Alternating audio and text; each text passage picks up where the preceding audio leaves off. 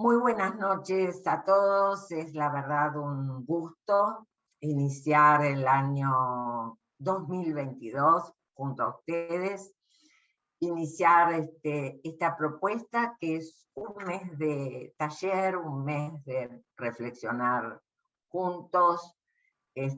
Luego ya veremos las propuestas del seminario de formación y alguna otra cosa más, pero de momento se me ocurrió que esta era una posibilidad veraniega, digamos, de reflexionar juntos una problemática que, a ver, la comencé hablando con nuestro colega Alberto Santiere, porque Alberto me llamó, me dijo, uy, ¿por qué no pensás algo respecto de incertidumbre? Vos que fuiste la primera que escribiste algo, la primera columna que tuvo el Sigma sobre COVID fue la mía.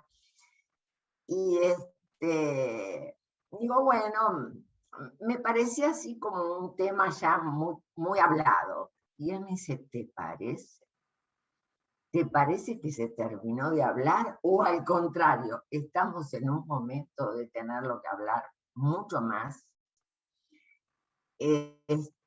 Porque bueno, el tiempo pasa y aquellas ilusiones primeras que tuvimos de que bueno, sería un mes, sería una cuarentena, 40 días, bueno, había que llegar al frío, primero era llegar a mitad de año, después que llegar al calor, bueno, y bien, fue el 11 de febrero del año 20, van a ser 2 años, y nadie habla de que la pandemia va a finalizar. En todo caso, por ahí hay, no sé si en el Sigma o no sé por dónde, hay en un artículo que después si lo busco y se los envío, que hablo de los mutantes, los Transformers. ¿Se acuerdan ustedes? Quizás sí, quizás no. Quizás los que tengan hijos chicos o no tan chicos, hijos adolescentes ahora. Cuando los adolescentes actuales eran chicos, estaba muy de moda una serie y una película también que se llamaba Los Transformers y que eran justamente seres no humanos, seres que eran mutaciones de humanos y que tenían la particularidad de irse mutando, irse transformando, y en una de sus mutaciones se podían transformar en diferentes cosas. Y yo me acuerdo que me hacía la de no entender y mi nieto de 5 años me dio toda una explicación que terminó con una pregunta.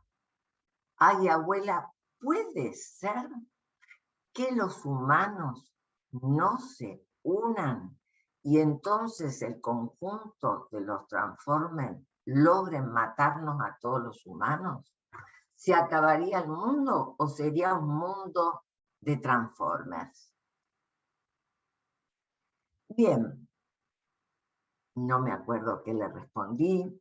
Sí me acuerdo que busqué algo que lo apaciguara porque estaba angustiado.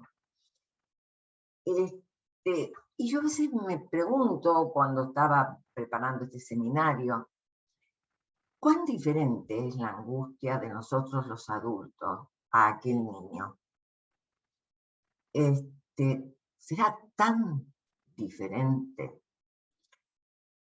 Evidentemente recurrí al arte, porque cuando estaba pensando en el seminario, bueno, tuve la suerte, la dicha de poder recorrer el Museo Torres García y el nuevo Museo de Artes Visuales. El Torres García está actualizado a más no poder, está muy bonito. Pero hay un nuevo Museo de Artes Visuales en Montevideo que está fabuloso, excelente.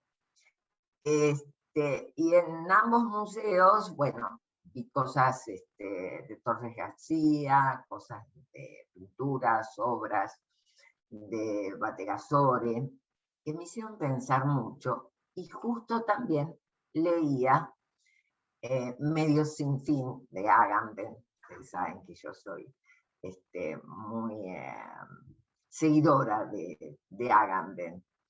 Y leí también un escrito de Agamben que en su momento, en el inicio de la pandemia, muchísimos lo criticaron muy fuerte. Yo estoy muy de acuerdo con que Agamben no es nada delicado en sus palabras. Bueno, es una posición que él ha tomado de no ser delicado. Es un hombre con un nivel que seguro, si quiere serlo, tiene la educación para hacerlo, ¿verdad? Y por lo bien que escribe, debe tener también la poesía para poderlo hacer, porque realmente cuando quiere ser poético, lo es. Pero también habla en forma directa. Y no nos olvidemos que Agamben fue un discípulo directo, Giorgio Agamben, de Michel Federico Siaka. Michel Federico Siaka, en lo que es mi background, ¿sí? No vayan a repetir, es el primer filósofo que... No. Es lo que yo tengo leído. Fue el primer filósofo alrededor de los años 68, por ahí me parece, 69, que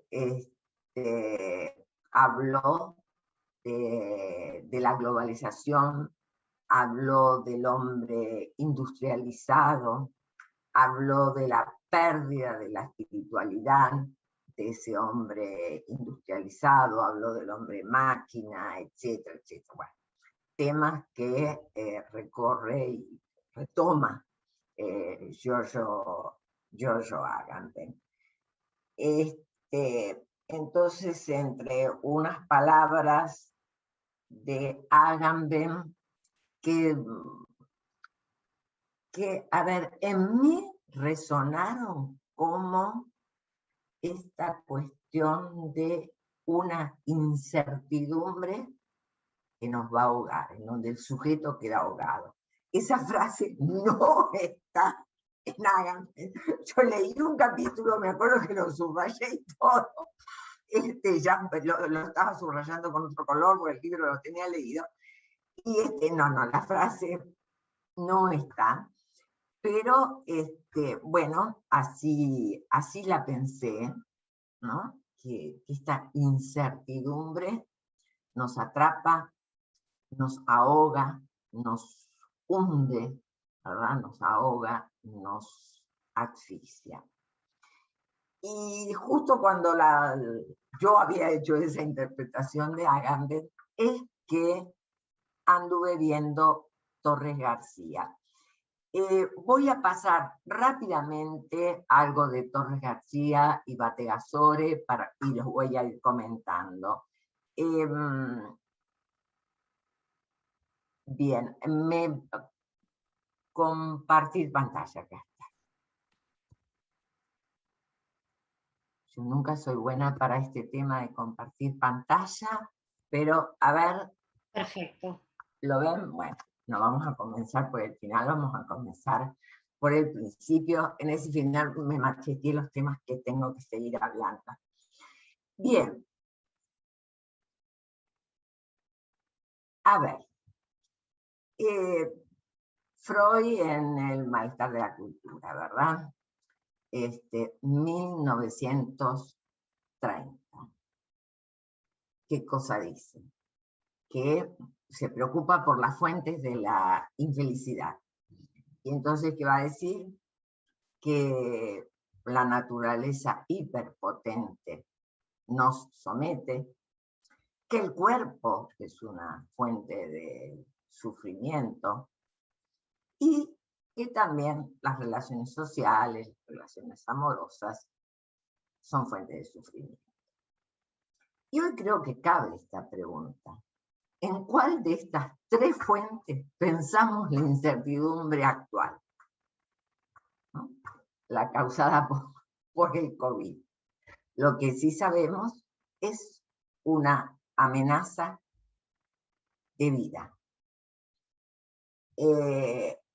Y cuando digo amenaza de vida, lo digo así en forma general, porque, bueno, estamos asistiendo a pacientes que no sabemos si con predisposición o no, yo en eso no prejuzgo, están presentando depresiones por el encierro, por la falta de contacto. Y yo diría, por debajo de eso, por lo menos en mi clínica, está la incertidumbre. Vamos a ver un poquito de arte. Estos dos pintores, a mí, son pintores escultores. A mí me interesaron, por ejemplo, este señor Torres García, fines del siglo pasado, fines del XIX, principios del siglo XX. Era un hombre muy particular. En todo caso, estaba, yo diría que tratando de trabajar los costos subjetivos de la colonización. Entonces, sus obras siempre tienen algún mensaje o intentan algún mensaje al pueblo. Primero, quiere quitar la pintura, él dice la pintura condicionada por la sociedad, la pintura fetichista, determinados cuadros que hay que tener en la casa porque quedan bonitos o porque son de tal autor que se hizo famoso, etcétera, etcétera. Bueno, la época de los retratos y demás. Él busca símbolos y le interesa a esos símbolos llevarlos al pueblo, realizar así como una denuncia de lo que ha sufrido Latinoamérica por la colonización. En un escrito que ya les pasé, puede ser que tenga ahora alguna que otra palabra diferente, bueno, lo digo en una forma un poco más poética, pero todos sabemos que si hay algo en común en toda Latinoamérica es el problema del el genocidio del nativo, ¿no? Exactamente no hay, considero yo, los movimientos suficientes para reivindicar esa sangre nativa que fue infiltrada por el colonizador. Entonces, ¿qué hizo este hombre? Bueno, en un parque, que ahora es un parque importante, etcétera, etcétera, hizo un monumento que lo llamó cósmico. Es un monumento muy grande, como una pared muy grande, llena de pequeños símbolos, y en otro lado del parque, enfrente está el Museo de Artes Visuales ahora, el Parque Rodó, él va explicando cada uno de los símbolos. Esta cuestión de entrar en simbología, bueno, es una cuestión de él para, él dice que para pensar en signos universales. No lo sé, no lo interpreto así, porque no se lo ve universalista. Si hubiera sido universalista, un hombre que estudió en Europa, pues hubiera seguido con la línea de, no sé, Matisse, por ejemplo. Y sin embargo, bueno, él quiere salir de esas líneas condicionadas, de esas líneas fetichistas. Quiere hacer cosas para el pueblo. Quizás ese monumento no se termine de entender. Quizás esto otro, que es una de las páginas de un libro que se llama La ciudad sin nombre, se pueda entender más, ¿no? Él se pregunta, bueno, si acaso no podemos como orientarnos diferente. Entonces hace este dibujo respecto de América. Más fácil. Ahí está. Tiene un libro muy particular, muy original, diría yo, además de particular, que se llama La ciudad sin nombre, en donde él va escribiendo y va haciendo dibujitos. Escribe, hace dibujitos, escribe, hace dibujitos. No los voy a aburrir pasándole páginas, creo que les mandé algo, si no después les puedo mandar fotos que saqué. Acá puse nada más que la carátula. Y en el escrito que les he enviado, él describe lo que es una ciudad sin nombre. Y lo que va a decir es que es una ciudad en donde la gente no se mira, en donde se escuchan voces pero que no se identifican. Pueden ser las voces de cualquiera, ¿no? Como algo que está muy lejos del barrio, muy lejos de un lugar en donde los humanos escuchemos la voz del otro y decimos, ah, viene fulanito. La voz nos dice quién habla. Uno a veces atiende el portero eléctrico, ¿quién es? Yo. ¿Y por qué abrís si te contestaron yo? Yo puede ser cualquiera. Y sin embargo, uno abre. ¿Por qué? Porque reconoce esa voz es la de fulano de tal. Y él va a describir, está describiendo Nueva York, va a describir una ciudad en donde se ha perdido el valor de la voz, se ha perdido el valor del gesto. Y yo pensaba en esto de lo que se altera de nuestras voces con el cubrebocas, de lo que se altera en nuestros gestos, realmente entre el cubrebocas, que alteró el gesto facial, que alteró la voz, y el distanciamiento social, que altera el abrazo, bueno, que son medidas preventivas necesarias, por supuesto, no se discuten, son medidas preventivas necesarias. Pero tenemos que saber las consecuencias de eso, tenemos que preguntarnos por las consecuencias de eso, porque, bueno, las tiene. El haber perdido entre los amigos el abrazo. A veces criticamos a los jóvenes, decimos, no se cuidan nada, esto, lo otro. Y yo respiro profundo y digo, bueno, en todo caso hay que insistirles en que deben cuidarse, sin por eso menospreciarlos, porque también hay que entender que no quieren perder algo tan humano. Esta es la primera página de La ciudad sin nombre, en que hay algunas cosas escritas, pero bueno, después sigue escribiendo más, ¿no? Otra de las obras es interesante, es El hombre constructivo. No se refiere a que el hombre sea creador, que construya. En todo caso, sí, se refiere a eso. Pero, además, se va a referir a un hombre que se construye a partir de enlazar piezas.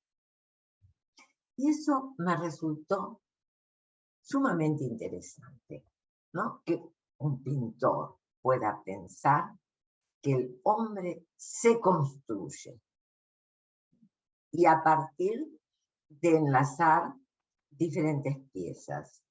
piezas históricas, piezas de la cultura, de lo colectivo. Continuamente él está jugando con esta relación digamos, de lo individual y de lo colectivo. Casi te diría que tiene una visión negativa de lo individual, hace una crítica del hombre individualista. Más vale, en él hay un predominio de ese hombre que se constituye a partir de lo colectivo, a partir del otro, etcétera, a partir del lenguaje, diríamos nosotros. Bien, ese es Joaquín Torre García. Miguel Ángel Bategasore, es un discípulo de él y pertenece ya a la segunda mitad del siglo pasado y tiene 91 años. No lo pude encontrar en Montevideo, sino iba a hacer las de Caín para lograr alguna entrevista con él, porque me parece alguien absolutamente interesante. Lean, busquen, ahí les puse en un escrito que les mando, les puse donde pueden encontrar material de él. Encontré una tesis doctoral referida a él que me parece muy seria. Bien, tuvo distintos periodos. Un periodo que se dedicó a hacer pinturas relacionadas con los cantos de Maldoror. Maldoror es un neologismo creado allá por 1868, creo que era, 1862, por Ducas, que se le hacía decir el conde de Lautréamont, y Ducas tenía la idea, al estilo Molière, de,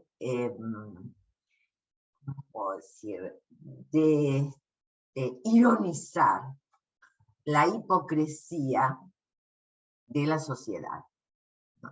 La hipocresía de los buenos modales, la hipocresía del amor al otro, de la amabilidad, etcétera, etcétera.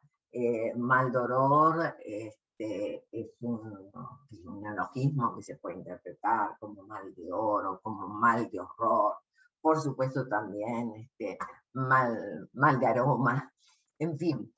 Lo interesante es que su personaje principal es un personaje maléfico, un personaje diabólico, que siempre va a ganar en todas sus travesías, y él lo que quiere demostrar es que detrás de todos los hombres siempre está ese doble, que es digamos, el malo. El malo, el maléfico, que hipócritamente le decía el bien al otro, pero en sí no. Me interesó mostrarles distintas carátulas que ha tenido la publicación del libro, que la publicación demoró un montón porque no sé qué editor, Lacroix creo que era, francés, alrededor de 1900, lo iba a editar y se quedó quieto porque tuvo mucho miedo a las críticas de la sociedad, a las críticas de una sociedad muy eclesiástica, digamos, con mucho predominio de la religión, tanto fuera protestante o católica, y entonces se abstiene. Y en sí yo les diría que este libro comienza a circular mucho más después de la dictadura, desde Uruguay, después de la dictadura militar. Hay una carátula que muestra mucho más, ¿no?, esta cosa de diablo. Otra de las obras son las llamadas entropías. Este es un mural, acá está figurado, porque el mural tal cual no ha podido ser reconstruido. Es el mural de los bomberos, que están, esperen, que está en la calle Magallanes y Colonia. Interesante la intersección que se buscó. Magallanes, con lo que significó Magallanes al Río de la Plata, y Colonia. Bueno, en la dictadura militar uruguaya, el cuadro no duró, lo mandaron a blanquear, etcétera, etcétera. Bueno, y ahora, perdonen, en la calle Magallanes, perdonen, es lo que salió oblicua. No sé qué quise hacer con la cámara. Bueno, ahí atrás tienen no es el mismo mural, es un mural que muestra los bailes de la población nativa mezclada con la población afro. Bueno, saqué de lejos esta foto porque la zona en que está es casi una zona portuaria. Bueno, en el momento en que fui, que fue la hora de la siesta, no era exactamente el mejor momento para ir, así que saqué la foto y me fui rápidamente. Bien, ¿qué otra cosa? Acá tenemos la pintura que se llama El Ángel Caído. Vaya ángel. Bien. Bueno, interpreten lo que quieran. Si el ángel caído son los azules, si el ángel caído son los rojos, él no lo va a decir. Su curador, que es Kahlenberg, tampoco lo va a decir. Y hay digamos, una interpretación interesante de Kahlenberg.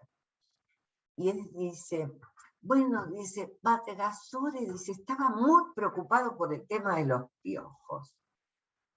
¿Será que estaría muy preocupado por la guerra bacteriológica de la cual se está hablando? Se pueden imaginar que me encantaría hablar con ese señor de 91 lúcidos años. Dicen que está fantástico. ¿No? La experiencia de alguien de 91 años. No, posiblemente estaría preocupado en aquel momento por la guerra bacteriológica. Así como a Joaquín Torres García le diría, cambiamos de siglo, pero todavía seguimos siendo colonizados. De otras maneras, pero seguimos siendo colonizados. A este hombre le diría, ¿y qué piensa del ángel caído? ¿Quién es el ángel que cae, se estrella, etcétera, etcétera? Me gustó mucho una pintura. Disculpen, esa es una foto mía, no la encontré en internet. Mi interpretación es que son olas, distintos tipos de olas, y ahí abajo, en rojo, el ángel caído, que las olas se lo llevan por delante, lo tragan, en fin. El piojo. La pregunta es, ¿acaso nos fuimos convirtiendo en piojos? ¿Acaso el humano fue siempre un piojo respecto a la naturaleza? Obviamente que siempre fuimos un piojo. Pero, bien, me pareció como tan rico que un pintor juegue con este tema, juegue, a ver, muchos vieron sus obras y pasaron como inadvertidos, se quedaban con las olas y no con ese humanito dibujado ahí abajo que Kahlenberg dice piojo. Pero él quiere llamar la atención del lugar que ocupa el hombre en el cosmos y del lugar que ocupa el hombre cuando se sale del colectivo, digamos, cuando se sale de lo social, cuando la máquina lo supera, etcétera, etcétera. Me parecieron dos autores, dos pintores, tienen pintura y escultura y arquitectura, a las tres cosas se dedicaron los dos, que están preocupados por aquello que les parece incierto. Bien, hasta aquí el arte y bueno, si les gusta, con alguna página de internet se van a enganchar y van a quedar ahí leyéndola, porque es muy interesante la producción artística de ambos. Ahora bien, voy a cerrar dejar de compartir, así puedo ver la cara de todos. Bien.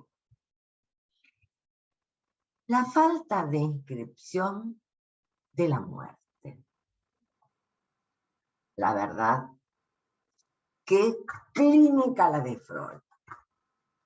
Hay que sacarle el sombrero.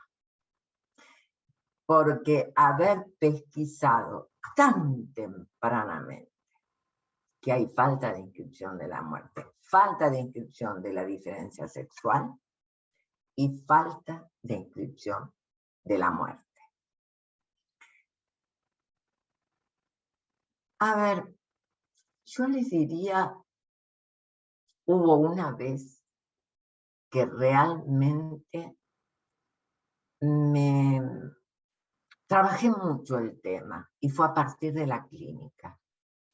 A partir de la clínica de una mujer embarazada que, así como había buscado el embarazo,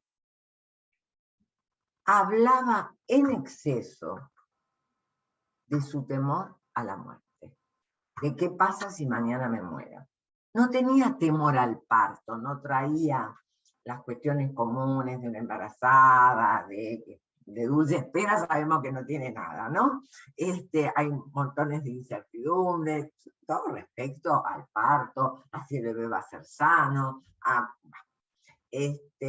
obviamente la técnica, la medicina y demás, bueno, va logrando que haya partos sin dolor, etcétera, pero igualmente son preguntas normales. No, esta mujer, si hacía preguntas, se arrepentía de haberse quedado embarazada, porque se hacía preguntas respecto de, ¿y si me muero mañana? ¿Y si mi hijo nace y yo me muero? Y siempre era, ¿y si yo me muero? Lo cual me llamó mucho la atención, porque no había escuchado eso en otras mujeres embarazadas. En general, cuando alguien inicia algo, una pareja, un matrimonio, una familia, un embarazo, una carrera universitaria, un algo que tenga que ver con mañana, ¿qué estamos haciendo? Negando que la muerte existe. Digo, lo aplaudo a Freud, que pesquisó que el psiquismo puede, no inscribe la muerte y que puede realizar ese invento de pensar en el mañana.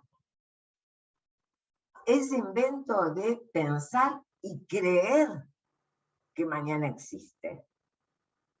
Si no, ninguno de nosotros estaríamos acá si no creemos que el mañana existe, si no creemos que estudiar es para algo, ¿verdad? Seríamos unos nihilistas absolutos. Y creo que justamente si hay algo en que Freud le fue en contra, es el nihilismo. Por eso, miren lo que él pone como propósito del tratamiento. Recuperar la capacidad de amar y de trabajar.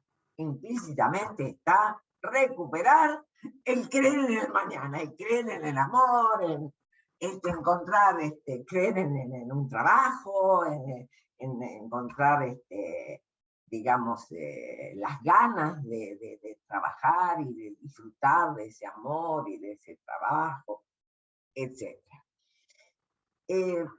Bien, podríamos decir que, bueno, Freud armó, sí, una creencia que fue la creencia en el padre, por eso armó el mito edipiano, en donde todos somos hijos de un padre al cual le hemos creído en sus ideales, por eso la educación.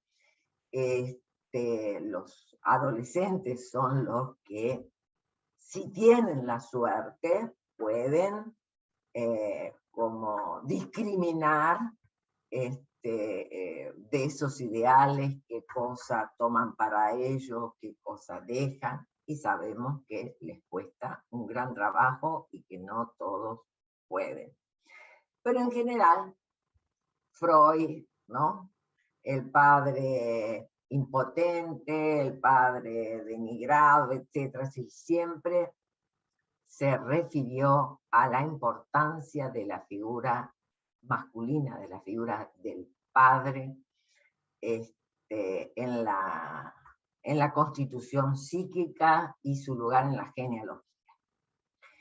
Lacan en un primer momento toma la posta.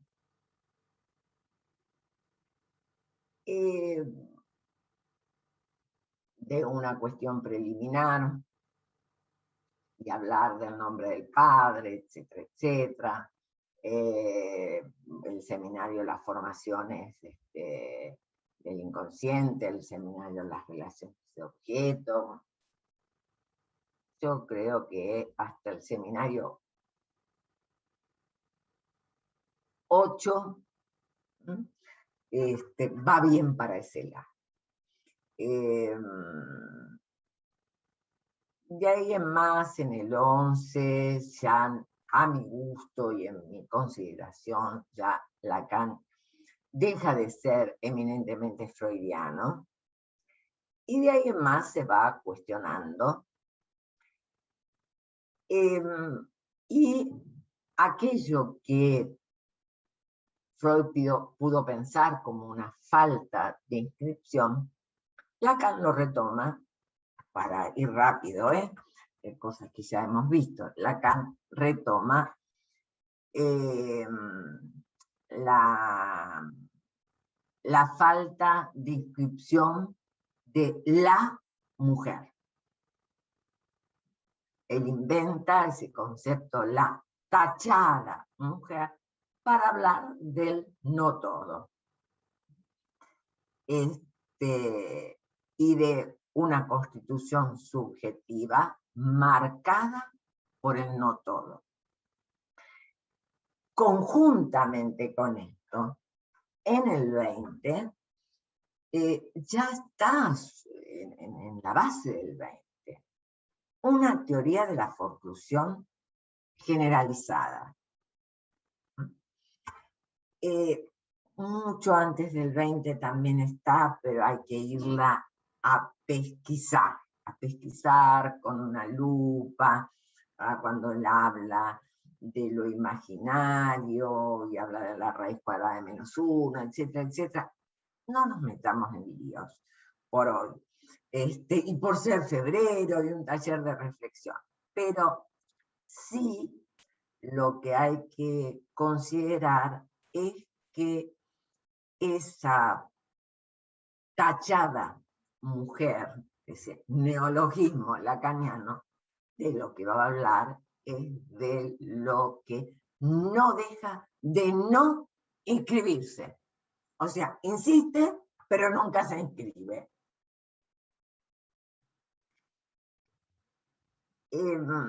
A partir de ahí él ya va con las fórmulas de los discursos y demás. Bien. Hay algo que no se inscribe en lo simbólico. El sujeto se las arregla normalmente, y cuando digo normalmente, cada uno hace lo que puede, pero digamos, hoy vamos a decir si la época si lo permite, si las posibilidades de su relación al otro se lo permiten, bueno, vamos a decir que el sujeto hace arreglos fantasmáticos. Y con el fantasma, ¿qué hacemos?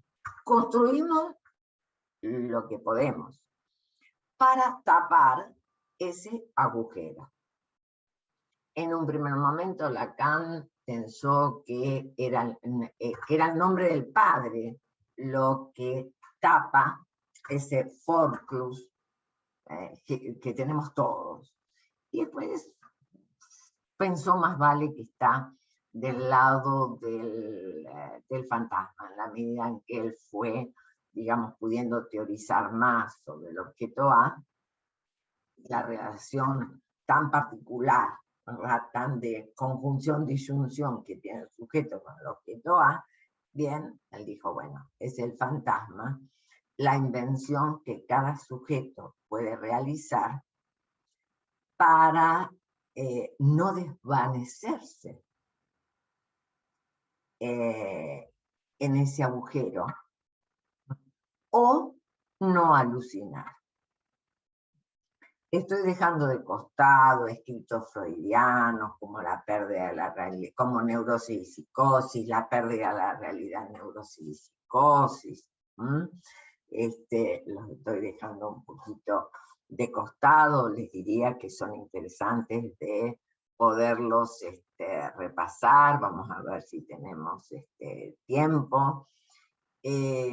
Porque son escritos muy, muy, muy interesantes, en donde, bueno, algo, cuando habla de las diferencias y las similitudes entre neurosis y psicosis, yo les diría que entre los dos escritos freudianos pueden hacer una comparación, y es interesante el resultado. Ahora bien, el sujeto de la época. Ya veníamos hablando del sujeto de la época, ¿verdad? Lo peor que me puede pasar es repetirme a mí misma, así que si quieren les mando un PDF con la Odisea del siglo XXI, y lo único que me da cierto escozor es que algo que, no sé, en los años 90, me llevó a una discusión con un psicoanalista, bueno, y con la teoría del discurso capitalista de Lacan, exagerado, ¿no? Me parecía sumamente exagerado ese Lacan que hablaba de todas las consecuencias del discurso capitalista. Bien, bueno, hoy diríamos se quedó corto, ¿Por qué? Porque lo real invade. Lo real invade tanto que yo tengo una gran pregunta. ¿Cuáles son las coordenadas simbólicas del gran otro? ¿Cuál es ese gran otro que es necesario poder articularse a él para la constitución subjetiva? ¿De qué se trata hoy ese gran otro? Hemos hablado lo devastador que es cuando la madre no concurre a la cita. La madre, como encarnadura de un primer gran otro, no concurre a la cita, ¿verdad? Los niños abandonados, etcétera, etcétera. Decimos, eso deja duelos que van a perdurar, ¿no? Van a marcar a un sujeto, que hacen a la historia de ese sujeto, que con un análisis el sujeto pueda revertir la historia, etcétera, etcétera. Sí, yo considero que sí, yo soy de las que piensan que sí, que las marcas pueden ser reinterpretadas. Y ahí el sujeto, ¿no? Como, bueno, volver al advenir, construyéndose, ¿no? Sí, por ahí como ese hombre constructivo, ¿no? Como, bueno, juntando piecitas y tratando de construirse o de reconstruirse. Pero bien, estamos en esta época. ¿Qué es lo que escuchamos en la clínica?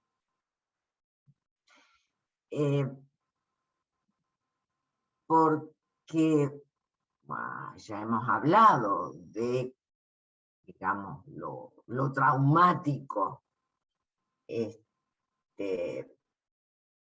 la incertidumbre, de los llamados ataques de pánico, ¿verdad? Que bueno,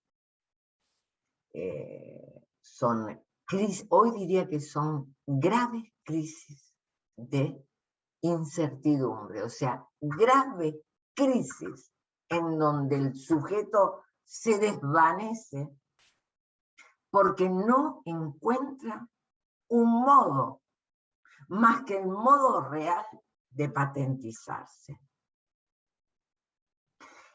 Y hasta el 11 de febrero del 20, el lineamiento general, conocíamos un modo de patentizarse en lo real de los humanos, que es la violencia.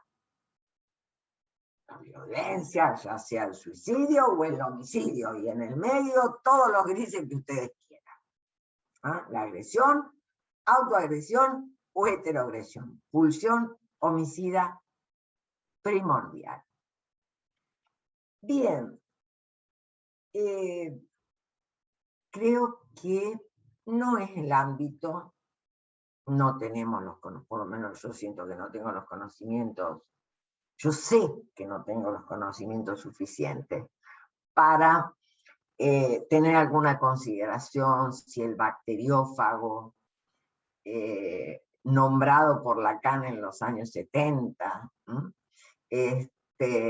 y antes también, en el seminario 17, Lacan ya advierte de que el discurso capitalista solamente lo puede quebrar lo real desnudo. Y siempre me pregunté por esa frase que me parecía como muy dura, muy poco romántica, muy poco poética, ¿no? Real desnudo. ¿Qué es ese real desnudo? Y bueno, hace 2 años se me ocurrió pensar que el COVID es un real desnudo. Ahora, realmente, lo que la clínica me muestra es que mis consultantes, eh, a ver, eh, la mayoría de ellos o que están en reanálisis, por ejemplo, o que piden consultas que ya fueron analizados y quieren nuevas consultas, en fin, lo que observo es que podríamos decir están deshechos, están vueltos un real con el susto de hasta perder la carne. ¿Se acuerdan cuando Lacan dibujaba el sigma, que ponía en una puntita el sujeto, pero en tanto el cacho de carne, ¿no? La libra de carne, decía él, que si lo simbólico no bañaba a ese sujeto era un pedazo de carne. ¿Qué simbólico nos baña hoy? Seguro que lo hay. Pero en nuestra clínica, entiendo, hay que acompañar a nuestros analizantes, sobre todo a los que están muy atrapados en la incertidumbre respecto de la vida, que están golpeados porque se murió una amiga. A ver, tengo casos cercanos que al 5.º día de COVID no pudieron respirar y no hubo respirador que los quitara, que los salvara, que los quitara de ese padecimiento.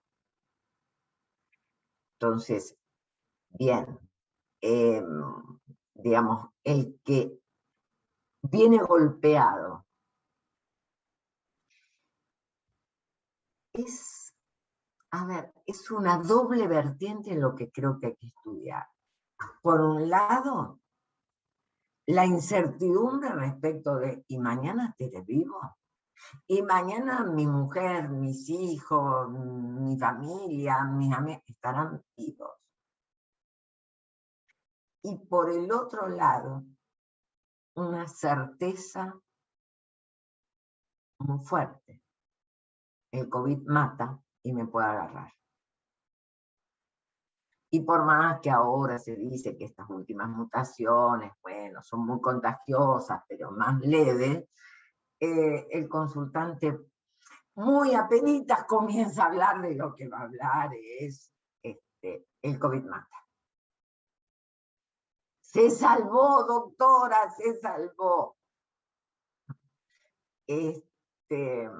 Una hija me contaba, una chica me contaba, relataba en su análisis, el enojo de la madre, dijo, por favor no me hinches más, porque como la madre estaba con COVID y estaba aislada, ella la llamaba por teléfono a cada rato. No me hinches más. Cuando yo logro olvidarme, porque me siento bien, no me pasa nada, pero vos me llamás y me haces acordar que tengo COVID. Basta, no me llame más. Interesante. Porque está ese doble juego de una incertidumbre, del otro lado una certeza.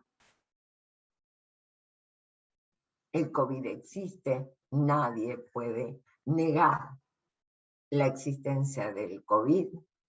Del otro lado, una experiencia de un sufrimiento globalizado. Del otro lado, como digo en el escrito, esto de, estar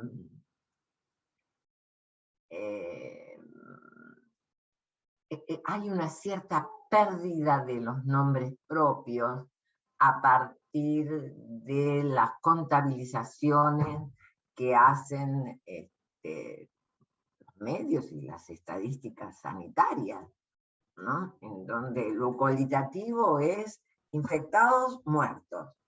Dos variables, dos columnas, y después son números. Tantos, tantos, tantos, tantos. Bien.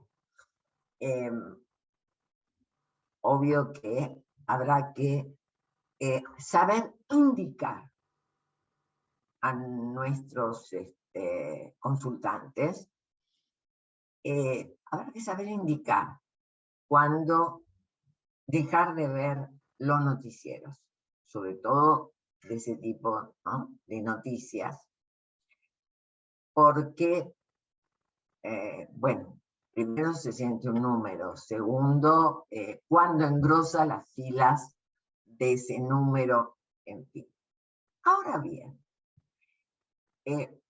mucho podemos hablar de este tema, del tema de, que esto lo toma Agamben en ese texto Medio sin fines, un libro muy chiquito de unas 80 páginas, las salas de espera, ¿no? Si acaso el que va a una terapia intensiva no se siente como en una sala de espera de un campo de concentración. Si el que va a la sala de espera cree que se va a salvar, o más vale piensa que está en la sala de espera de un campo de concentración. Lo que a mí más me interesa para que desarrollemos otro día es el tema de las alteraciones de la identidad. Porque, a ver, Freud hablaba de la identidad bajo la línea de la creencia en el padre. Entonces, los ideales paternos, etc. No sé, se me ocurre decir,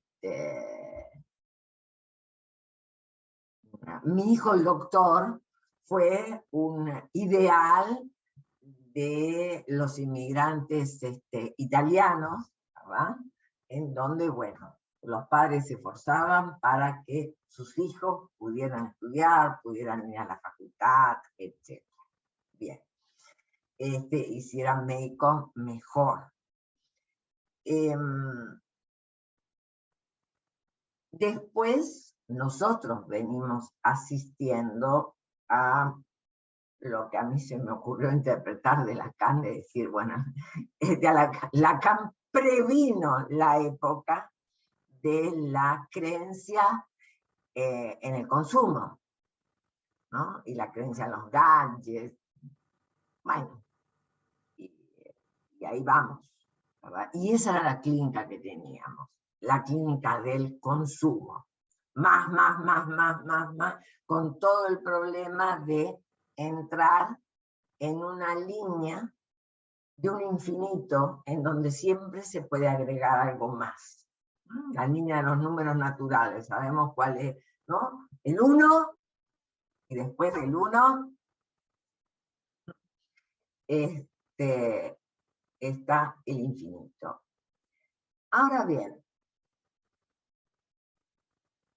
justamente porque veníamos de esa clínica, o sea, el sujeto estaba instalado en esa línea, ¿no?, sobre todo el sujeto joven, y, digamos, la clínica del consumo, bueno, por algo llega a hablarse de la clínica del consumo. Hubo una generalización respecto de esta problemática del consumo, de las patologías del consumo.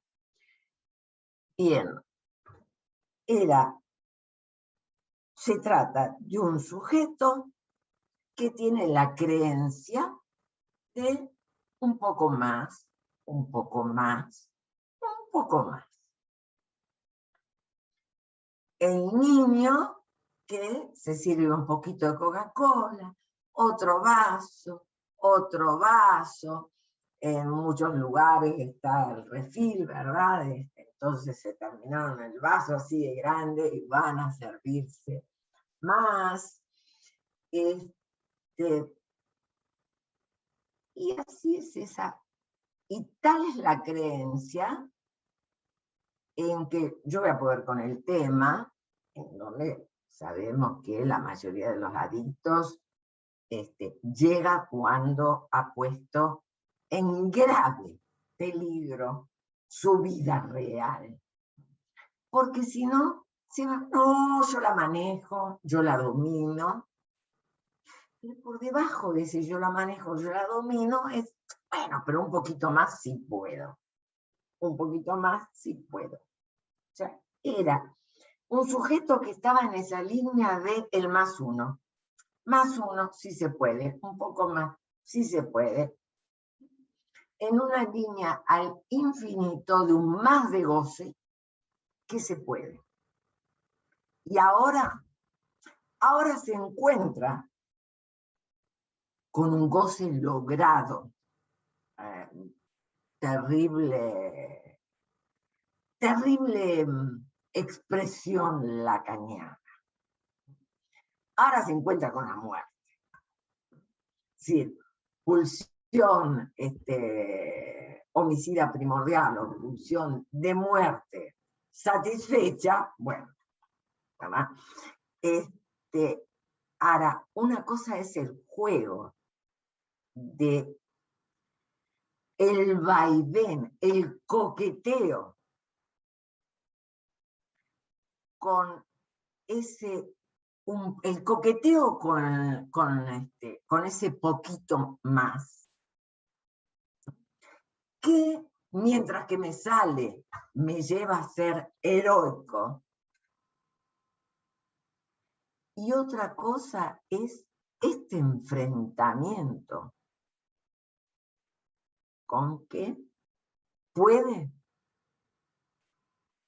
que lo heroico, que el espíritu heroico no alcance. Que los números dicen que en el mundo entero los heroicos no pueden hablar ya. Que no se trata de heroicismos enfrentar el COVID. Miren, yo recuerdo en una época, bueno, muchos años pasaron, recién estábamos con los temas de SIDA en el Hospital Muniz, y a mí me trasladan, yo era supervisora de residentes, y justamente me trasladan de Alborda al Muniz para que haga una supervisión de residentes ahí, porque había una sala de murientes, la primera sala de murientes en la República Argentina. Y entonces, bueno, yo llevé todo un equipo de psicoanalistas en aquella época del simposio, miren los años que hace. Bueno, el asunto es que daba mucho horror a nuestro acto, ahí la escucha, ¿verdad? Daba mucho horror escuchar que a veces la prueba de amor de alguien que tenía SIDA era pedirle a la otra persona que se dejara contagiar. Entonces, los dos tenemos SIDA. Gran posibilidad, aunque fue muy nefasto el SIDA, gran posibilidad es que no muriera. La sala de murientes respecto de la sala que estaba repleta era mínima. Hoy no sucede así. Hoy el Estado en todos los países del mundo está controlando si las camas de terapia intensiva alcanzan. Eso es un duelo terrible. Eso es un duelo que altera la identidad.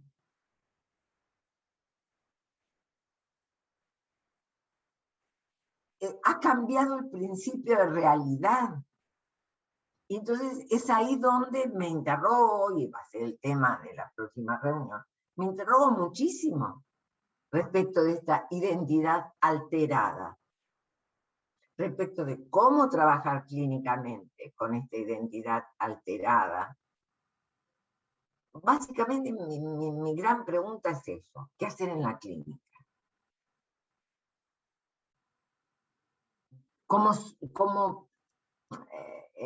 ¿Qué lugar ocupar frente a este consultante, este analizante, que lo vemos que, bueno, está sufriendo de alteraciones de la identidad, en donde, a ver, aparecen paranoias que no son psicóticas, son defensivas.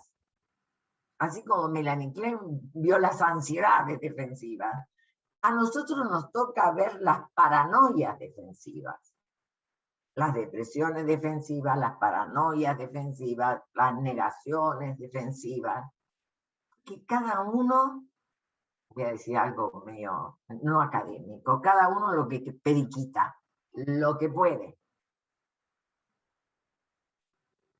Obvio que es un momento en donde los analistas nos tenemos que preocupar por nuestra ubicación respecto del tema. Más que nunca, porque es lo que vamos a escuchar.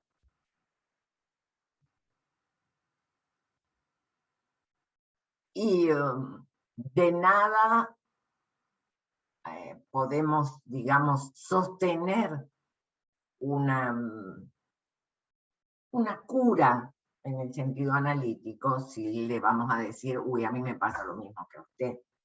Pues no se tratará de eso, se tratará de ver la particularidad de lo que le pasa al sujeto con lo que está viviendo. Bien, yo aquí dejo, son casi cuarto y 16, claro. Y quiero escucharlos a ustedes. ¿Qué observas en los adolescentes? Vos trabajás mucho con adolescentes, Cristian, ¿no?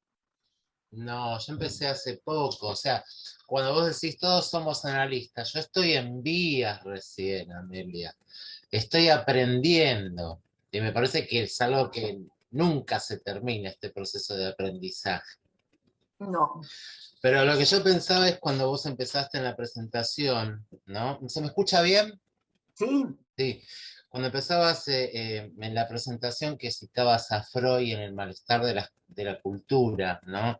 Y que él analizaba las fuentes de infelicidad, eh, los fenómenos de la naturaleza, el propio cuerpo, las relaciones con los otros, y me parece que este fenómeno por el que estamos transitando, eh, en realidad impacta en las tres fuentes.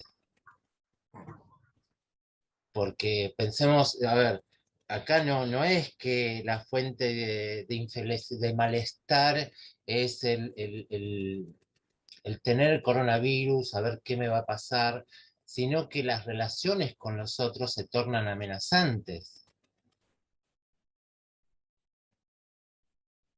Sí. ¿no? O sea, es como que el malestar del ser está atravesado por estas tres fuentes en estos momentos. Yo Sí, pensaba en eso, me había quedado en esa idea. sí. Yo no sé qué consideran los otros. A mí me parece que sí, que están las tres fuentes conmovidas.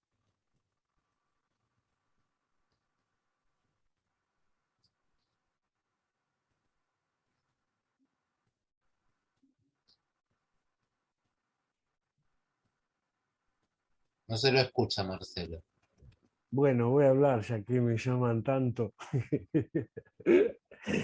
No solo todas las fuentes están conmovidas. Yo pensaba algo que me viene pasando los últimos meses, donde yo tengo pacientes que atiendo mi consultorio aquí en presencial, donde ellos me dicen que no quieren darse la vacuna y yo les pregunto por qué y las contestaciones son,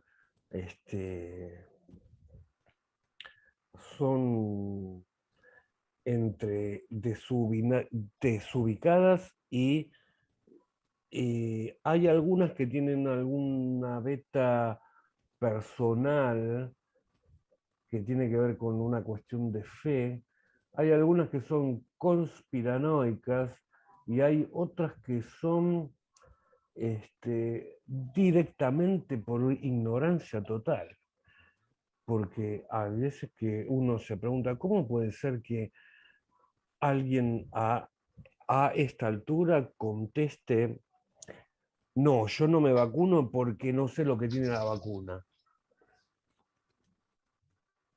En- es obvio que no sabes lo que tiene la vacuna, si no estudiaste bioquímica, biología molecular y todo eso, es obvio que no sabes cómo la Coca-Cola tampoco sabe lo que tiene.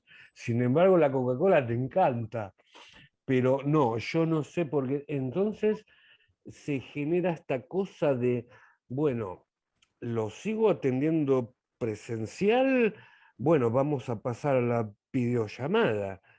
No, videollamada no me gusta. Bueno, no te gusta videollamada, pero si no te quieres dar la vacuna, tenemos que pensar una forma, ¿no? En principio digo esto. Sí. Lindo, lindo problema pusiste arriba del tablero, me parece muy bien, me parece muy bien.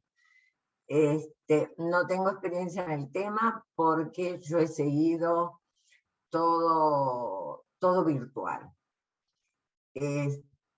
Alguna que otra vez algo presencial, pero principalmente virtual. ¿Qué experiencia tienen lo que están viendo pacientes presenciales?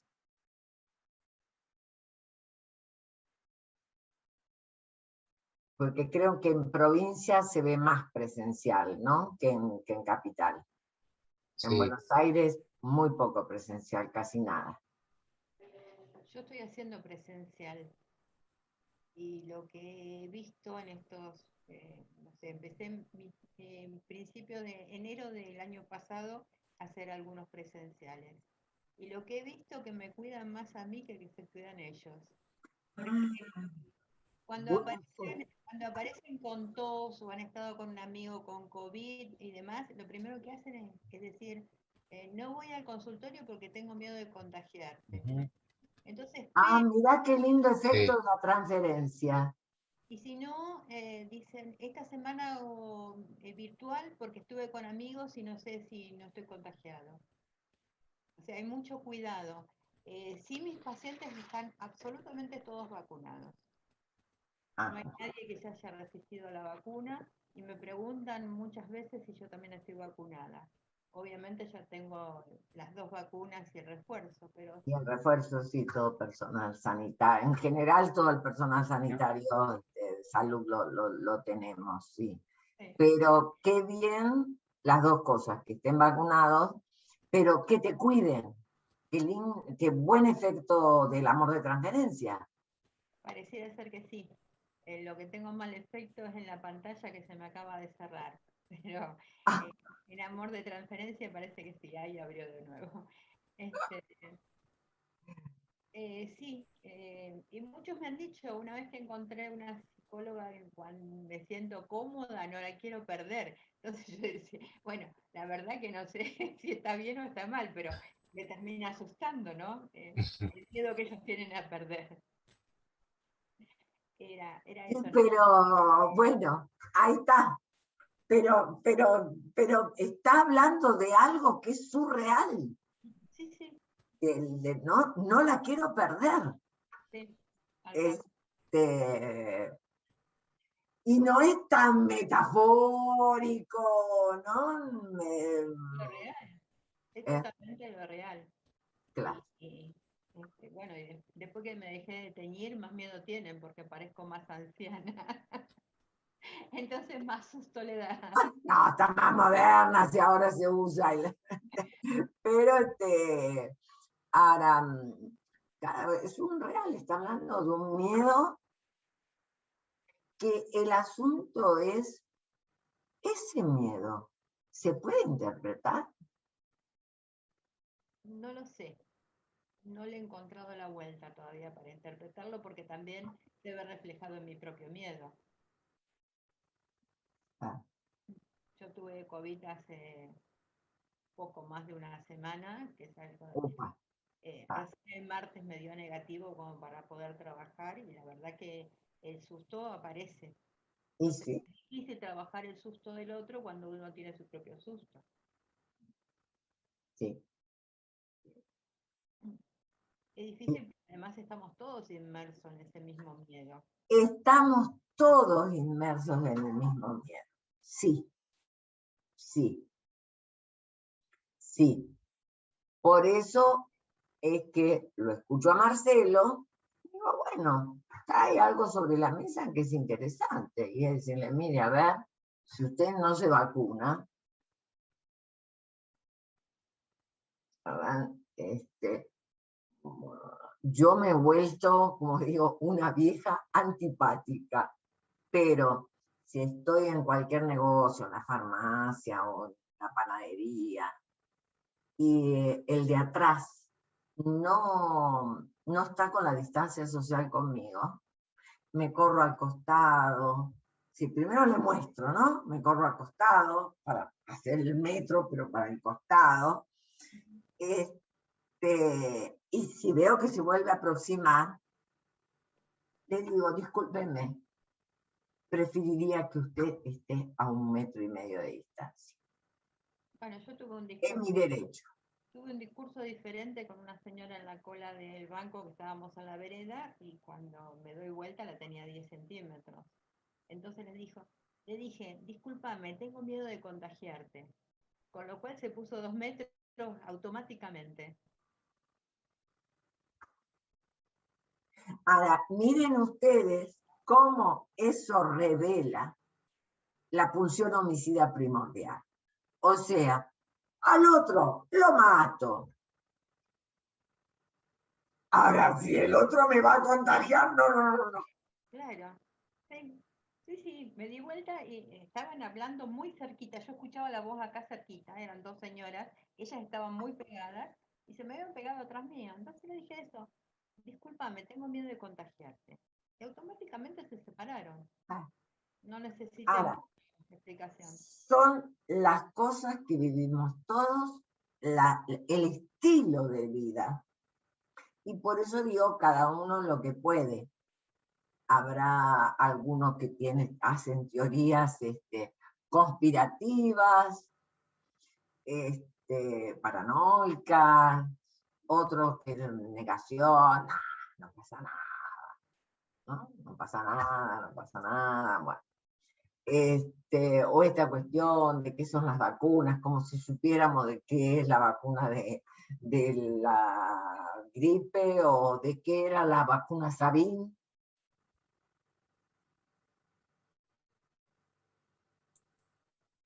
Yo quiero decir algo. Sí, A propósito del... Buenas noches a todos. Hace ratico nomás activé la cámara y es que acababa de llegar del trabajo y estaba como acomodándome apenas. Qué bueno estar de nuevo con todos aquí.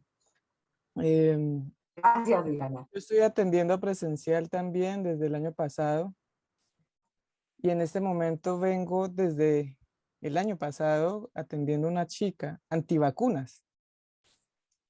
Y es muy interesante porque para ella se convierte en problemático la obligatoriedad para poder interactuar o estar en diferentes escenarios de ciudad, ¿sí?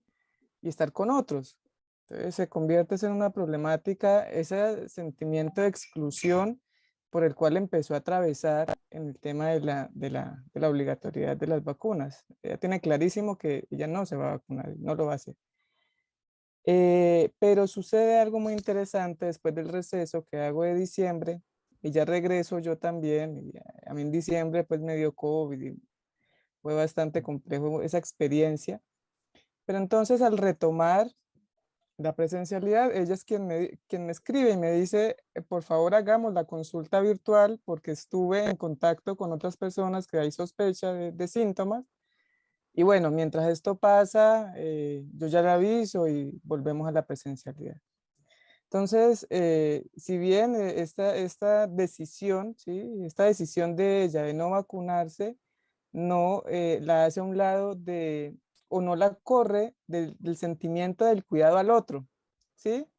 De esta, no sé si llamarle responsabilidad, que es la palabra que más de moda está alrededor de esto, pero sí del cuidado al otro, ¿no? Ella cuida también a los suyos, a pesar de que es una persona antivacuna, ¿sí? De que no vacuna.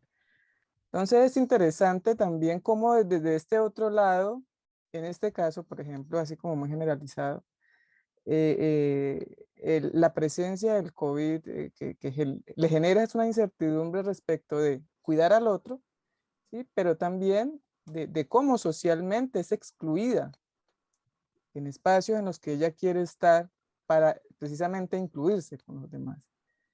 Entonces, bueno, yo me doy un poco esa licencia porque pues, yo también estoy vacunada y bueno, yo también manejo algunos asuntos en el consultorio, la distancia, el tapabocas, todo abierto, ventilación, bueno, todo eso. Pero un poco eso, ¿no? Porque también mi pregunta cuando me animo a volver a la presencialidad es eso, pero yo no les pregunto, ¿sí? Y muy curiosamente, las incertidumbres que llegan allí, por lo menos a la consulta, han sido pocas alrededor del COVID, sino más bien de la experiencia atravesada subjetivamente y los costos que ha tenido, por ejemplo, el encierro, bueno, otras cosas, otros efectos que ha producido pues, la presencia del COVID, más que en sus familias haya habido. Bueno. La soledad, el aburrimiento. A ver, nosotros seguro que por nuestro estilo, los psicoanalistas en general, tomamos un libro y leemos, y podemos estar horas leyendo. Aunque, ¿no? Y las horas del consultorio también son horas de ser como persona, y entonces, bueno, digamos, estamos acostumbrados a diferentes tipos de soledades. E igual necesitamos reunirnos. Ahora, imaginemos a alguien que, bueno, que no tiene un hobby, que no tiene, ¿no? Muchas inquietudes. La soledad, es decir, el encuentro consigo mismo, lo precipita en soledad. Esta paciente que comenta Diana es interesante, porque con lo que se está debatiendo es con la cuestión de la obligatoriedad, no con la autoridad, digamos. Y lo que es obligatorio y lo que no es obligatorio. Y, bueno,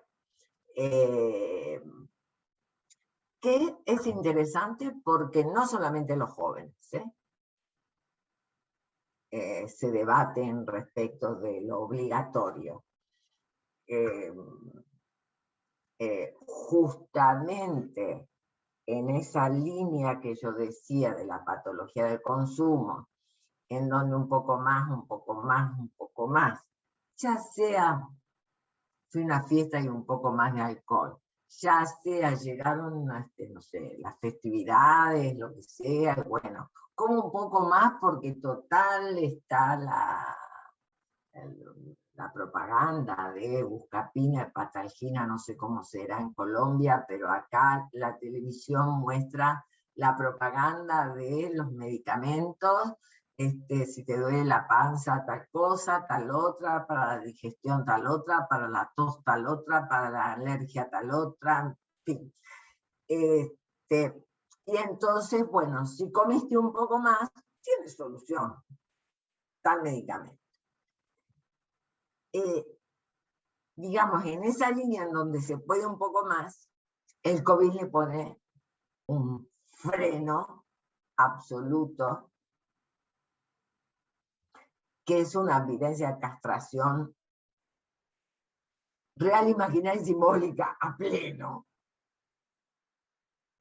en donde es interesante que alguien digamos, se debata con la obligatoriedad, porque me parece que, digamos, que es una manera de arreglárselas como puede. Porque generalmente cuando aparece así un debate con la obligatoriedad, por ahí es medio que el fundamento del debate es que, ¿por qué es obligatorio? No quiero, digamos, no por si leyó todo lo que hay que leer, como para decidir, ¿no? Lo importante, sí, Diana, es la responsabilidad, ¿no? No la ha inhibido de poder ejercer, de que la responsabilidad tenga un lugar en su subjetividad.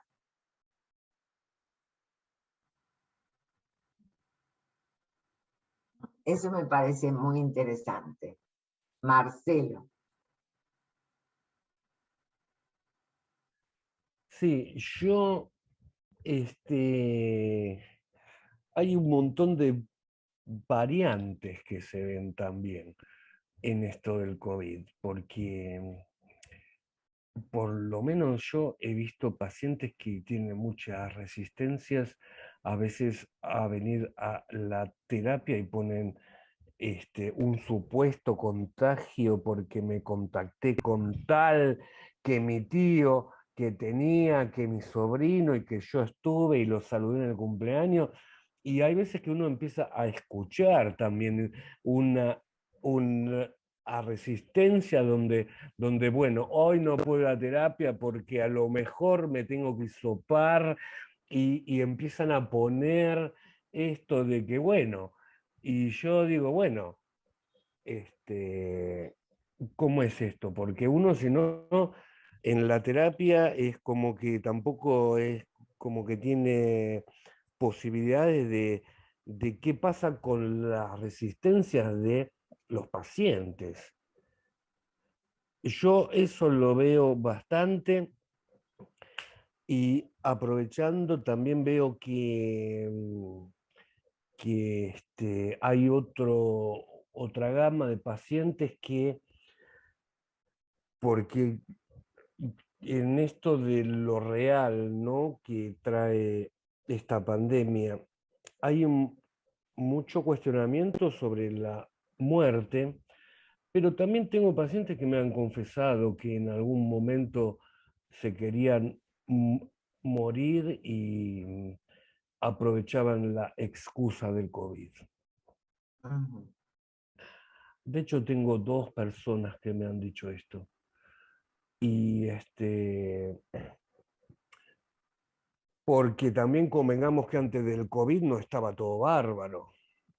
No, no. El COVID de alguna manera trajo que la gente empiece un poco a pensar y a reflexionar. Por algo se nos llenaron los consultorios de pacientes. Y la gente empezó a pensar un poco más. Sí, es verdad, nos podemos morir. Hay algunos que hasta lo querían, pero bueno, trae aparejado un montón de cosas que me parece que son tan amplias que es difícil conceptualizar en un determinado grupo. Son varias cosas. Pero, pero bueno, hay un montón de pacientes que a partir de esto se empezaron a cuestionar dónde estaban parados en la vida, qué estaban haciendo, y de hecho ahora que no es la primera etapa del COVID, que es del 2020, donde sí, ahí sí estábamos todos con la incertidumbre que nos podíamos morir en cualquier momento, ahora yo no veo eso, veo que hay mucha libertad y cada uno hace lo que quiere. Y, y bueno, el COVID pasó a ser un resfrío leve, por lo menos la gente que yo atiendo acá cerca donde estoy, y, y sí trajo conflictos familiares para resolver, eso sí, que tienen que ver precisamente con esto de cómo se produjo el aislamiento y con quién lo hicieron. Y destapó cosas. No me quiero poner conspiranoico, ¿no? Pero es como que esto del COVID trajo que la gente también en algún punto empieza a profundizar un poco acerca de la vida que está llevando y los vínculos que está teniendo y con quién está conviviendo. Sí. A ver, vos mismo estás hablando de varios tópicos. Por un lado, el tema de lo que podríamos decir eh, el armado de la constitución subjetiva, en fin, el paciente traía, o su posición subjetiva respecto del mundo y su armado fantasmático. Y bueno, el COVID hace oscilar el fantasma, pero digamos, como que cada uno recibe al COVID desde su fantasma. Y de ahí dependerán las reacciones. Por el otro lado, es cierto que el COVID ha llevado a parejas, a familias, a estar 24/24. ¿no? Es decir, en una casa donde padre y madre se van a trabajar casi todo el día, los chicos van a la escuela, de repente están todos, todo el día, y bueno, van a surgir los roces humanos, van a surgir los malos entendidos al por mayor, las violencias al por mayor, ¿no? Porque como decía Freud, bueno, el hombre, que no es de Freud, ¿verdad? De Plutarco viene, el hombre no es manso. Entonces, bien, bueno, surgen diversos tipos de violencia. A quienes se dedican al tema de el feminicidio, digamos, el tema del COVID y género, y bueno, lo que están hablando es el aumento, y uno lo ve en las cifras y demás. A mí me gusta estudiar el tema, y bueno, sí, las cifras han aumentado mucho, los feminicidios, por ejemplo, en donde eso no es un problema familiar, saltó allí algo que ya estaba.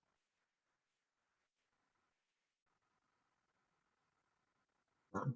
Por eso hay que, como vos decís, bueno, hay diferentes tópicos en el tema, por eso, bueno, propuse poquitos para hablar, pero a nivel clínico creo que tenemos que abrir el abanico, porque es la manera que tenemos de colaborar entre nosotros, de ayudarnos. Yo tengo analizantes que hablaron de entrada del COVID, que a veces de costado algo dicen respecto de alguien que no se cuida o qué sé yo, pero están muy metidos en su análisis. Y otros que el COVID los hundió en una depresión que a veces tiene otras causas y a veces es porque, bueno, como dije recién, el yo no creo que alguien esté solo, alguien está con uno mismo. y ese estar con uno mismo tiene sus vueltas, más allá del aislamiento, más allá del aislamiento. ¿No? Yo creo que a esta altura del partido, así como uno debe, me parece a mí, que debe interpelar la responsabilidad subjetiva respecto del cuidado, la responsabilidad respecto del otro, también dar una indicación de ponete el barbijo y salir a dar una vuelta a manzana.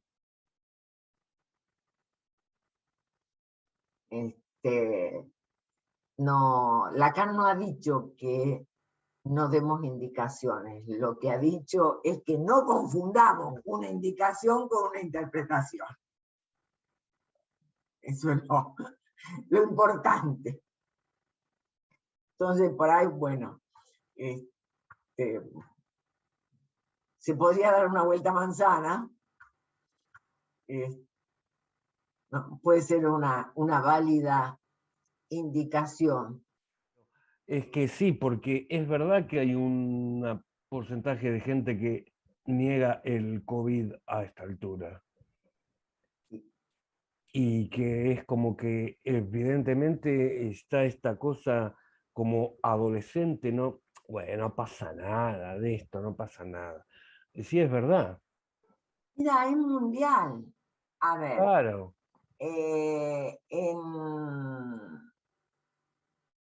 Cuando fue el verano europeo y mostraban las playas de Europa, estaban repletas.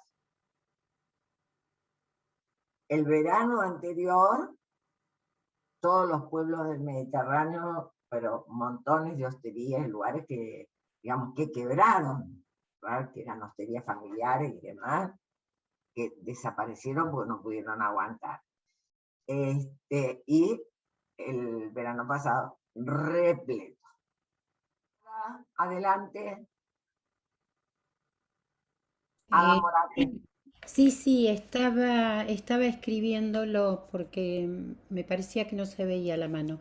Y yo pienso que si bien este es un fenómeno que nos toma a todos y que realmente nos conmueve, yo lo trabajo como trabajo con todos los pacientes, en el uno por uno. No son todos iguales. Algunos han podido reflotar en su historia momentos de la infancia, por ejemplo, en que sentían terror o sentían mucho miedo y que esto era como una segunda vez. Hay otros que dicen que no tienen ningún tipo de inscripción. Hay algunos, coincido con la colega que decía que los pacientes la cuidan. Es cierto, acá al menos yo en Neuquén, no sé si Fabiana también, desde que nos dieron la autorización a trabajar presencial, adapté el consultorio y el 80% de mis pacientes vienen presencial. Los que llevaban mucho tiempo de análisis y prefirieron trabajar con videollamada o por llamada de voz, continuaron.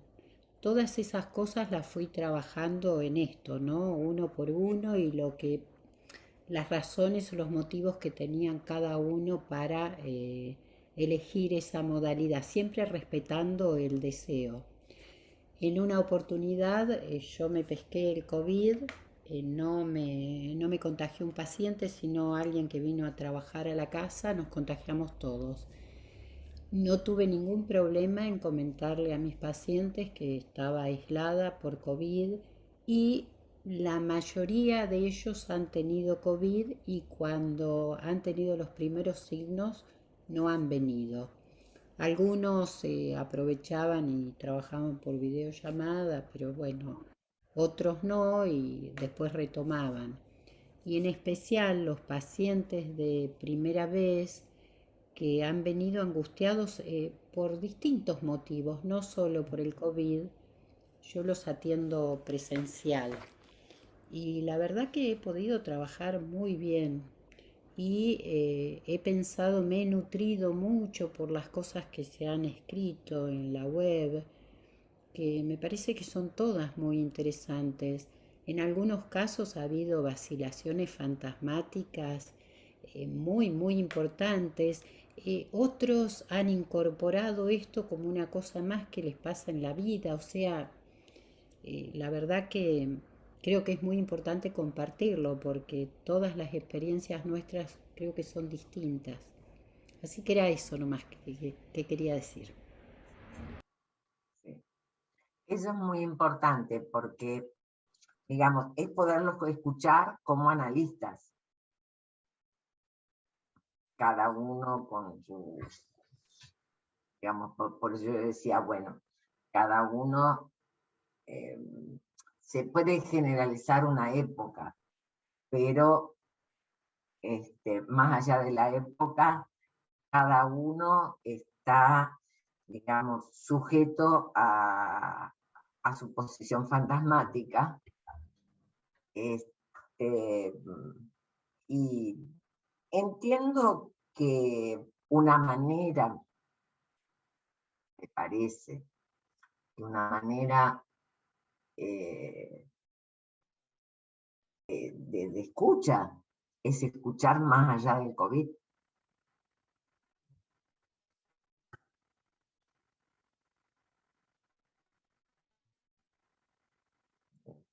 Pensaba, Amelia, en algo que yo te había preguntado hace muchos años, ¿no? Más allá del goce está el deseo, la posibilidad del amor. Y lo tengo siempre presente, o sea, más allá del COVID hay otras cosas. Por lo menos tenerlo yo claro como analista para poder escuchar en una amplia gama. Además, creo que en eso, digamos, yo soy muy freudiana en este sentido. Si Freud dice que el objetivo del tratamiento es recuperar, quizás, bueno, puedo darle unas vueltitas a esa palabra de recuperar, porque exactamente me parece que no encuentra en el tratamiento algo que perdió y recupera, sino que en un tratamiento analítico se construye algo nuevo. Pero del otro lado me parece que esta cuestión de pensar en algo más allá de la pulsión, porque nunca se desdijo respecto del valor que le daba al amor y al trabajo. Okay, me pareció interesante, anduve buscando, no estoy con los libros, que me es más fácil que buscar con, con digamos, las obras completas en la computadora, ¿no? Pero, digamos, me pareció que no se desdijo de esta cuestión del lugar del amor y, y el trabajo. Y creo que el amor y el trabajo más allá del goce. Y entiendo que como analistas, bueno, ahí estamos, para escuchar y poder puntuar algo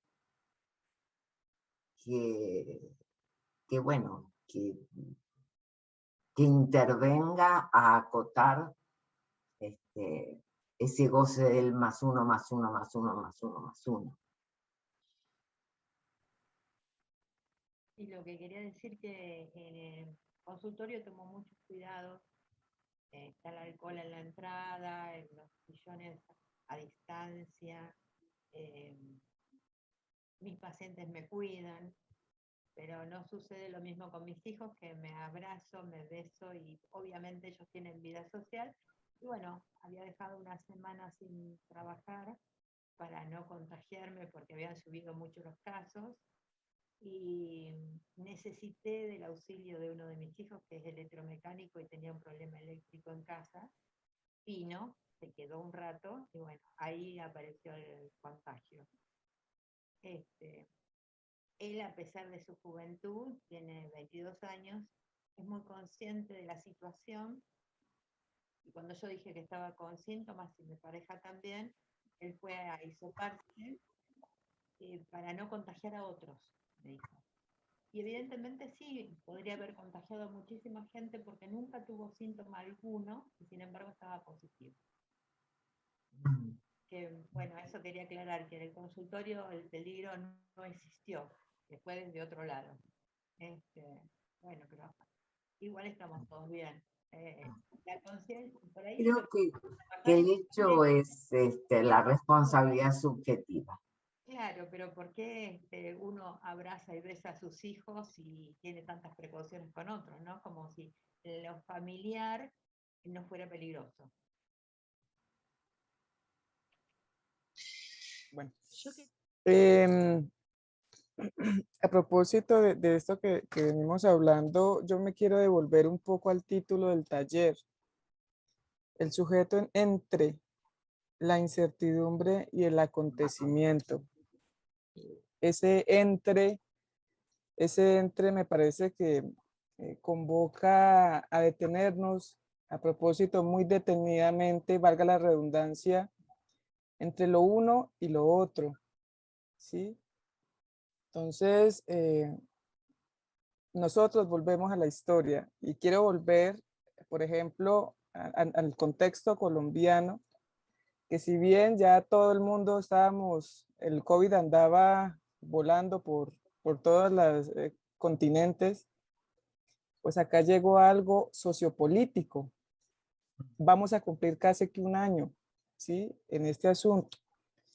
Y cómo también este acontecimiento tan importante, y vamos ahorita para elecciones a propósito, este año, elecciones presidenciales, que también pone candente un poco la cosa, pero cómo ese acontecimiento también dio lugar a una incertidumbre respecto del porvenir, ¿sí? Porvenir social, porvenir político, económico, y claro, pues los efectos subjetivos que esto produjo a cada quien y que eso, Marcelo también llenó consultorios, por lo menos aquí en Colombia y aquí en Cali, porque los niveles de angustia, hay gente que llegaba muy desbordada, ¿sí? Porque ya no era el no poder salir y solamente el confinamiento del COVID, sino no poder salir porque usted no sabe qué le va a pasar afuera, ¿sí? Entonces, por eso quise volver al título, ¿sí? Al título del taller, por su profundidad y por ese detenimiento en ese entre, ¿no? Entre la incertidumbre y el acontecimiento. Es que yo adelantaría que ese es el lugar del sujeto, entre el S1 y el S2, entre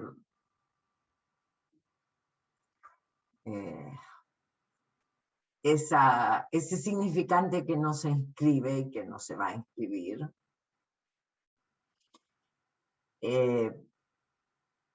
y las cosas de la vida. Los diferentes S1 que van marcando la vida, porque para cada uno el acontecimiento tiene un valor X diferente. Entonces lo puse con una cuestión un poco tramposa, es decir, por un lado lo puedo ver desde el punto de vista sociológico, como lo ve Agamben, el tema de la incertidumbre y el acontecimiento, o lo puedo ver desde el punto de vista político. Pero después lo que digo es, miren, a ver, como psicoanalistas, ¿dónde está el sujeto? Que ahí en el trabajo he hecho la pregunta y la dejo ahí para que flote, ¿no? Digamos, en general, cuando siempre me gusta dejar alguna puntita a ver si alguien se interroga más allá de lo que está en la apariencia. Y vos, Diana, pescaste exactamente ese entre, que es el intervalo. Claro que en ese intervalo, y bueno, la angustia pero yo, digamos, freudiana y lacaniana, apuesto total a la angustia.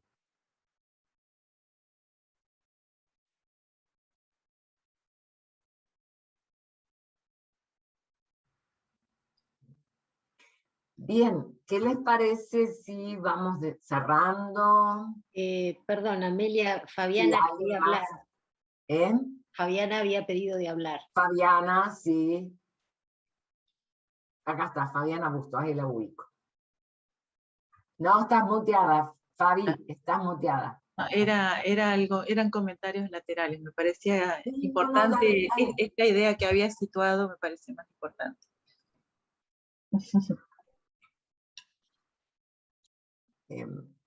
Creo que ahí hay momentos en el trayecto de un análisis. Hay distintos momentos y distintas lógicas que se ponen en juego, en donde habrá un momento en que uno da una indicación, habrá un momento en donde como analistas agudizamos el oído desde otro lugar, porque para dar una indicación también hay que tener el oído agudo y pensar 3 veces si se va a dar o no la indicación. Pero también, ¿no?, como darle espacio en ese entre, a ver si emerge el sujeto, ese sujeto de la angustia, ese sujeto que no se va al acto, sino que se va a la angustia, porque ese es el camino hacia el deseo. Y creo que en nuestro lugar de analistas, bueno, o nuestra función de analistas, ¿no?, si la definimos más del lado de acompañar a un sujeto, como dice Lacan, a esos misterios que implica el deseo.